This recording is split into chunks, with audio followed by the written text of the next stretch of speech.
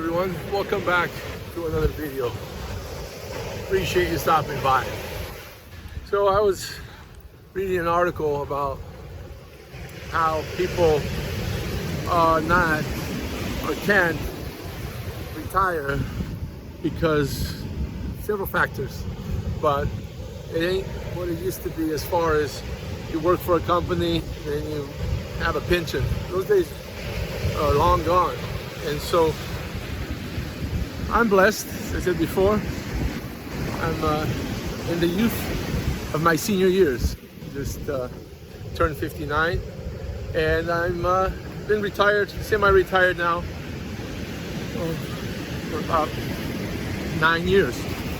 So now, you know, I'm no better than anyone else. I dropped out of high school when I was 16, hated school. My dad said, "You're not going to be a bum, get a job." So I did. I started working full-time at 16. And I'm not going to go into how I put it together, but I don't have a college education. I didn't have the debt, maybe because of the fact that I never been married, never gave anyone half of my shit. And so I'm going to go with this video. It is going to be about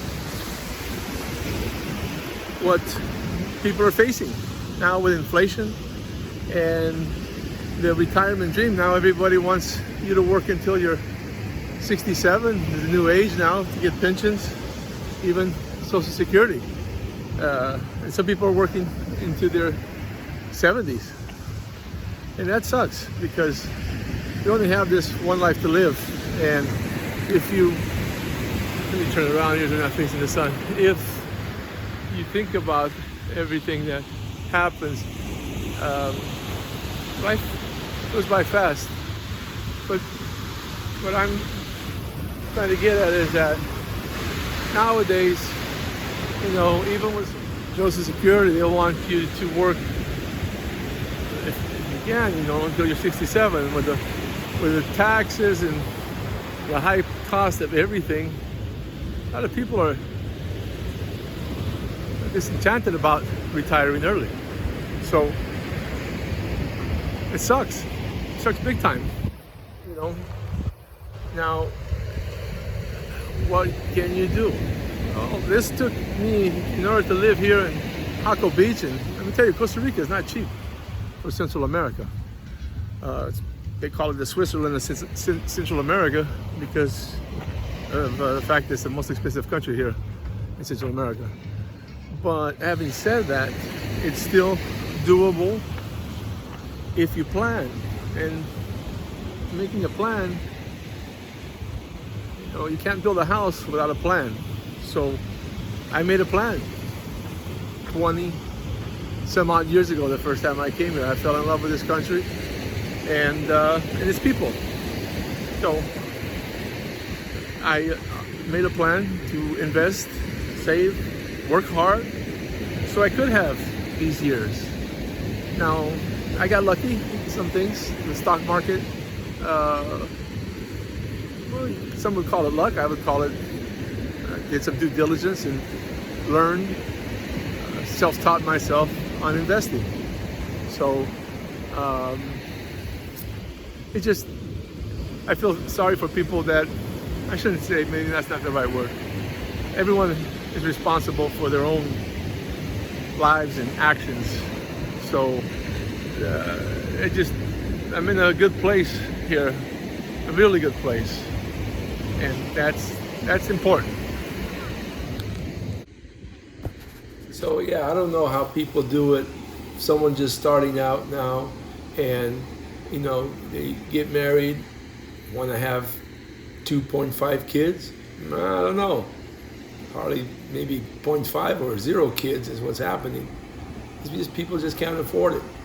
And you know, in my area in California, the houses are like, the starter home is close to $1 million. So even if you get approved by a bank to you know, qualify for a starter home, and then you got property taxes and insurance, I don't know, you got to be making big bank in order to afford a house. So if you get approved and you're making a good income, and then all of a sudden here you are, you become, hey, something's 800,000, it's under our budget. But you know, the way the banks work is then you become pretty much house poor. You're going to be working for the next 30 years or more to pay that house off. And so what used to be a house payment is now a car payment. Even, you know, car loans, they're now doing, instead of, when I bought a car back in the day, 36 months was the normal, 36, 48 months. Now it's 60, 72, 84 months. And so people think that the banks are looking out for them, but they're not. Same with houses. You know, you got to buy what you can afford, not what your credit is, what they're giving you, because they have all kinds of money. And so if the economy takes a turn for the worse, you're going to have a lot of foreclosures, a lot of repossessions on cars. It's sad, but it is what it is. Well, the banks enable people to take out, you know, buying a new truck.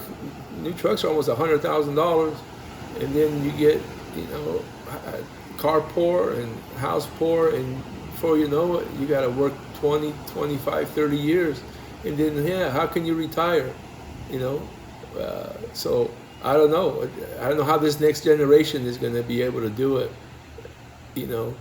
Yeah, you got to enjoy the good things in life to a certain degree, but having the shiny new electronic device and having all the stuff, sometimes, you know, you gotta watch out what you're spending. But anyway, this is just kind of my observation, my thoughts on the generation that's coming up. How are they gonna ever retire? Something's got to give. Let me know what you think. I appreciate it. So I can understand why people are getting angry, because there is a system that lets people live beyond their means to a certain degree, and there's no safety net.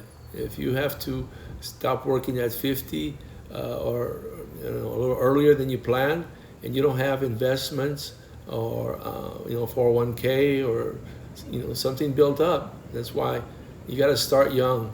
You know, don't wait until you're in your 50s, because then by that time it's really too late, in my opinion.